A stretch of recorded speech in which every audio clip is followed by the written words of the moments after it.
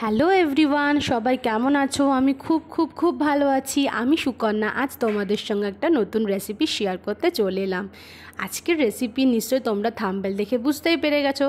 আজকের রেসিপি হলো সুজি রুটি। আটা রুটি তো সবাই খেয়েছো, কিন্তু সুজি রুটি কি এইভাবে কেউ বানিয়ে খেয়েছো? আজকের রেসিপি বানানোর জন্য পরিমাণ মতো সুজি একটা বাটিতে নিয়ে নিতে হবে। এবার কড়াইতে হালকা পরিমাণে সুজির সাথে নুন মিশিয়ে এইভাবে সুন্দর করে ভালো করে সুজিটার সঙ্গে নুনটা মিক্স আপ করে নিতে হবে। এবার মেশানোর পর একটা থালার মধ্যে নিয়ে ভালো করে, যেহেতু সুজিটা গরম হবে, সুন্দর করে প্রথমে খুন্তি দিয়ে ভালো করে নাড়িয়ে তারপর একটু ঠান্ডা হওয়ার পর হাত দিয়ে ভালো করে এইভাবে পরিমাণ মতো নাড়িয়ে নাড়িয়ে জিনিসটাকে একটা সুন্দর পরিমাণে করতে হবে। যতক্ষণ না পর্যন্ত ভালো করে মাখা হচ্ছে ততক্ষণ পর্যন্ত কিন্তু সুন্দর করে মাখিয়ে তারপর মাখা হয়ে যাওয়ার পর ঠিক এইভাবে সুন্দর করে লেচি বানিয়ে বানিয়ে রাখতে হবে।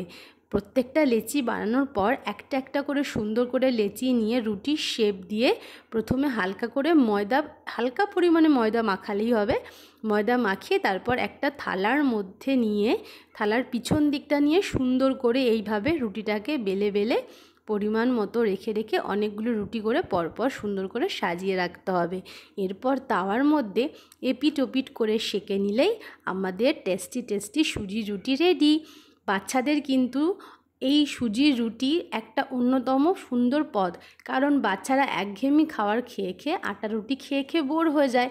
তাদের জন্য কিন্তু সুজি রুটি একটা ইউনিক রেসিপি হবে, এবং যাদের ভালো লাগবে তারা অবশ্যই আমাদের চ্যানেলটাকে সাবস্ক্রাইব করবে এবং অনেক অনেক শেয়ার করো। Thank you so much everyone.